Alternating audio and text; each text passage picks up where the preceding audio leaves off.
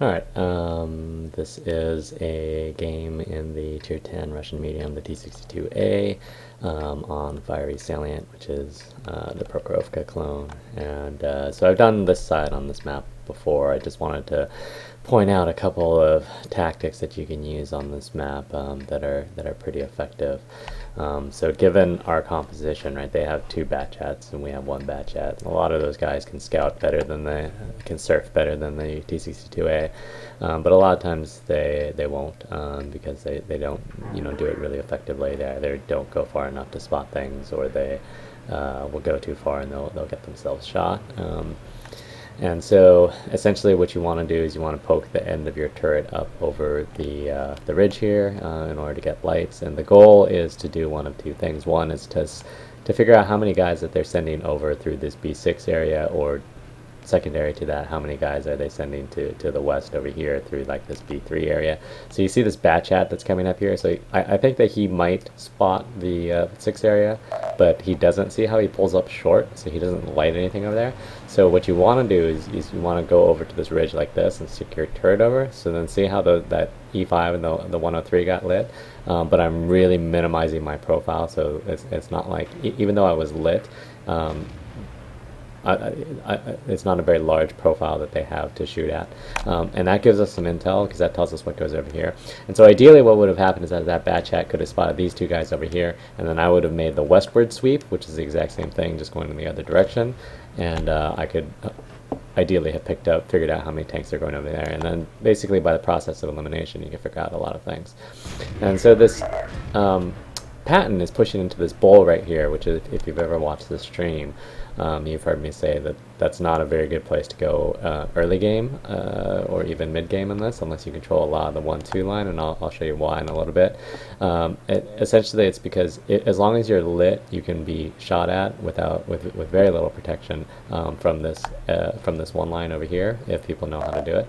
So that's one of the areas that I wanted to sort of highlight. So we know that they've sent a couple of heavies this way, so these guys on the hill at least have some intel of what they're up against. We don't really know what's over in this area, but we've got a bunch of campers back on this sort of K line here. So I want to go into a position where I can attack this Patton.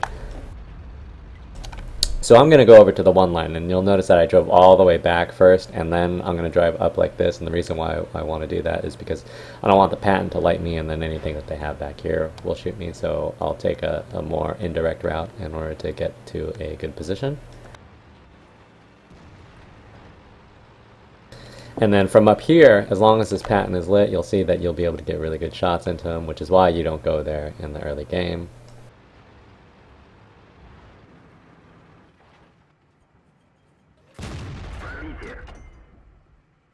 One moment. I like to shoot the back guys first, because usually you don't know how much longer you're going to have to get them. So you'll see that I'll have really good shots on this Patton, but then he won't be lit. And that happens a lot in pubs. If you light for your pubs, they won't be in a position to shoot them. But if you're in a position to shoot them, your pubbies won't light them for you. So you have to be a little bit patient. And from this zone line, you can shoot a lot of different places along here, which is why this is a good counter surfing spot. And it's the same spots exist in this C1, B1 area as well. So if you're over here, that you have to keep that in mind. And then so if I'm patient enough here, the Patton will poke up and eventually be lit. And then it's really easy for me to take him out at that point, which again highlights the reason why you don't want to go here in the early game, because it's really easy to get pelted.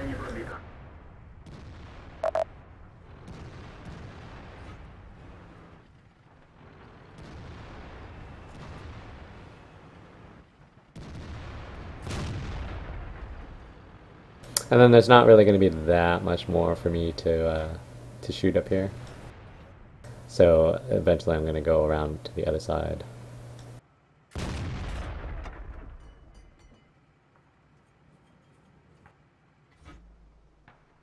And then you'll see that over here they have an M103 camping on the island. We have some guys that are going to go across here and root that out. They've basically got a bunch of tanks here, which essentially suggests that the majority of the rest of their tanks are over here. And so with your guys this far back on the K line, you don't usually want to attack through the 2 line because these guys are already too far back to shoot anything.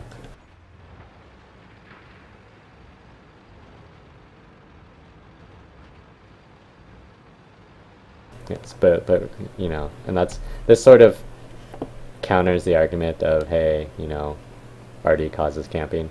People will camp no matter what. People will camp if they want to camp. It really doesn't matter the situation. And then so now, because of the way that they're configured right now, as long as they haven't advanced too far up the 1 line, I can use this rock in front of me to shoot the guys on the 6 line. Which is what I'm going to do, and you're going to end up seeing that there's an E50M that's far enough forward, but that's the only thing that can actually shoot me. And that's going to allow me to shoot this E4 on the 6 line basically for free.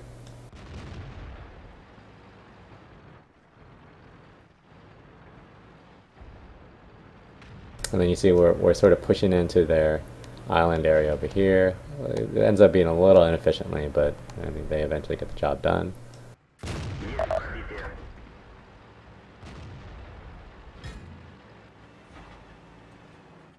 And then this E50M is lit, but you look at our guys on the K line, not a single one of our guys on the K line can shoot that guy because they're just way too far back, but they don't realize that. And then again, so now that E50M has backed off, so now there's really nothing that can shoot me from that northwest because that rock is basically in the way. And then now that I've taken out the E4, I can wait a minute and I'll be able to take out the T-62A. It turns out that there's a 704 back there as well, so I think we get a couple of bad shots at him.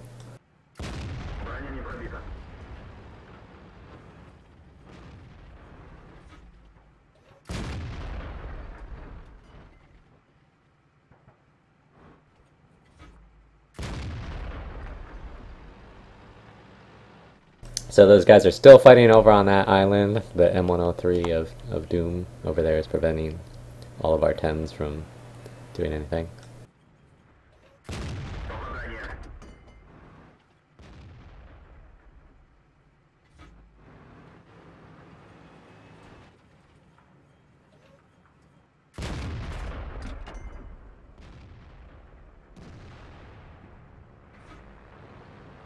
Okay, and then now this T-62A is in a bad position. You don't want to get stuck in that middle finger if you don't control the ridge, because it's pretty much easy for anyone to shoot you. And then again, you'll notice that I'm sitting behind this rock, so nobody in their northwest can shoot me.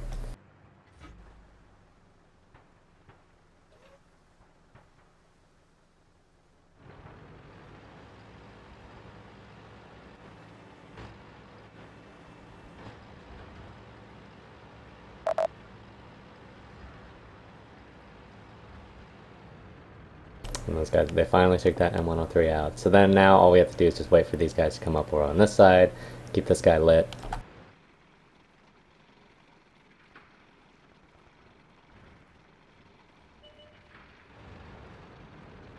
Although he's being lit pretty well by this E50M over here.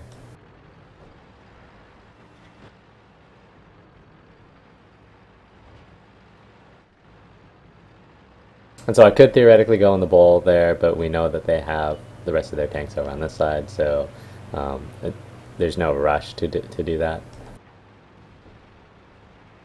All we have to do is just wait to close this net.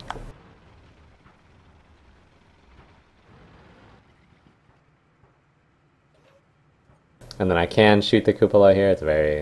You know, he's moving back and forth. It's not a very great shot, even if I do hit it, because it's rather heavily armored on the E3. And I end up getting lit. I presume that I got lit by the E50M, not the E3, when I fired, because the E50M is still probably floating around in that same Z1-ish area.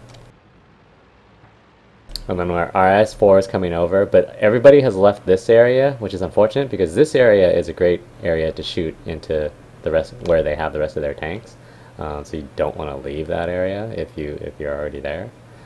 So I'm gonna go into that area, and you'll see that I get to shoot a lot of tanks because of it.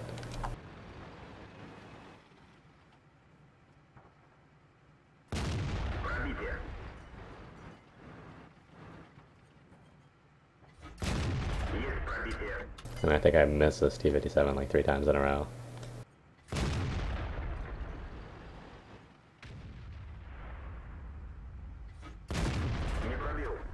Well, don't deal damage to him.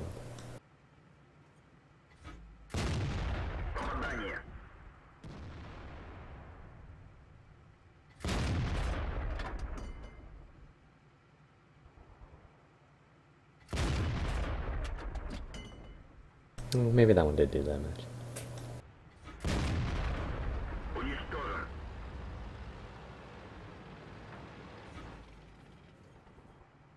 And then I'm shooting side turret for that shot, although it seems to not be overlapping there. His hull was facing towards me, but it was slightly angled, and the E50M hull can bounce shells, you know, the regular APCR shells from that sort of distance. And so, anyways, my point is that so you want to do that loop to figure out that surfing loop in order to figure out what they're doing on either side, one side or the other. And if they have anybody in this bowl, it's really easy to come into this area and shoot. This is also a good area if you have good surfers. Being in this H1J1 area or from the other side, the B1C1 area is good for counter surfing. So if the enemy is surfing, then you can potentially pick them off. But typically you can't do that in pubs, because if you're over here, then you have no one surfing, and if you're surfing, you don't have anyone over here.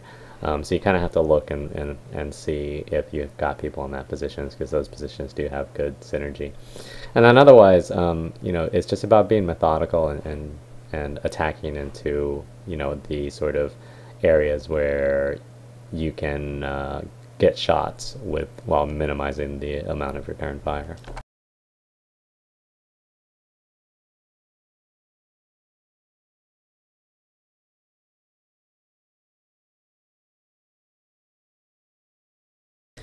Knows Firefox is maybe not working.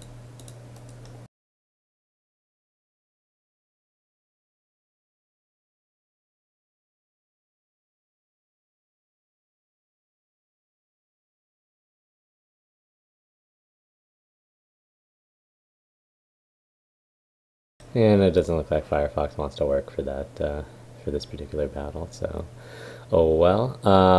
But anyway, so I think we ended up doing like, I guess we could check. We ended up doing like 5.5k damage and 3k spotting basically. And that's basically from playing that center area and moving over to that one line and then moving back, moving to those different positions depending on where our tanks are and where their tanks are. It sort of allows you to get a lot of different shots. So I hope that was additionally helpful, you know, along with the other Prokhorovka / Fiery Salient videos that we've done. Shows you a different wrinkle in playing the map. So thanks for watching.